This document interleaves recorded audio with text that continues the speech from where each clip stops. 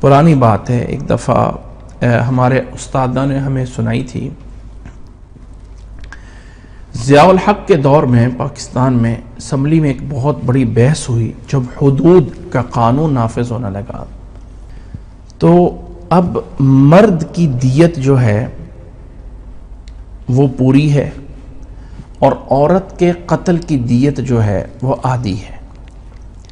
تو عورتوں نے اسمبلی میں بڑا شور مچایا کہ عورتوں کے ساتھ تو ناانصافی ہے کہ عورت کے قتل کی دیت آدھی ہے، 50 اونٹ کی قیمت ہے، اور مرد کی دیت جو ہے وہ 100 اونٹ ہے، تو یہ تو انصاف نہیں ہے، عورت کی دیت بھی 100 اونٹ ہونی چاہیے۔ ذرا سنیے گا، اور مرد کی دیت بھی 100 اونٹ، یعنی اگر کسی کا کوئی قتل ہو جائے تو دیت کا پیسہ، دیت کی جو اماؤنٹ ہے وہ اس کے وارثوں کو دی جاتی ہے، قاتل کی طرف سے وہ اس مال کو لیا جاتا ہے ایسے جرمانہ دیت کے، اور دیا جاتا ہے مقتول کے ورثاء کو، اس کو دیت بولا جاتا ہے۔ تو مرد کی دیت 100 اونٹ یعنی ہے پوری دیت ہے، اور عورت کی دیت آدھی ہے۔ تو عورتوں نے بڑا شور مچایا۔ اس میں ایک ہمارے بزرگ کھڑے ہوئے اور کہا، او لوگو، اللہ تعالیٰ نے اس میں بھی عورت کا لحاظ رکھا ہے، اگر خامد فوت ہوگا تو دیت کا پیسہ کس کو ملے گا؟ عورت کو۔ اچھا، عورت اگر قتل کر دی جائے گی تو دیت کا پیسہ کس کو ملے گا؟ خامد کو۔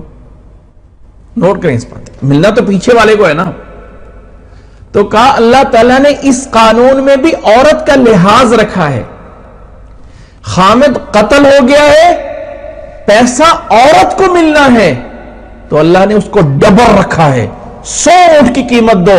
اس عورت نے اپنی زندگی کیسے گزارنی ہے؟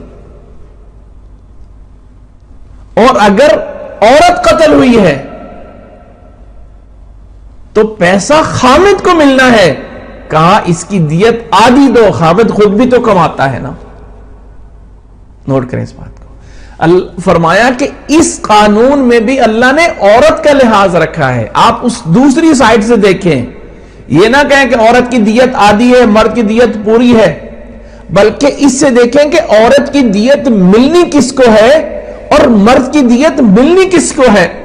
مرد قتل ہوگا، عورت کو پیسہ جانا ہے، عورت قتل ہوگی، مرد کو جانا ہے۔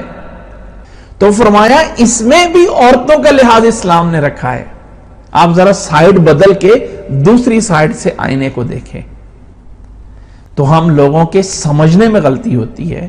اللہ تعالیٰ نے عورت کو جو حکومت گھر کی دی ہے، اس سے بڑی کوئی چیز نہیں ہے۔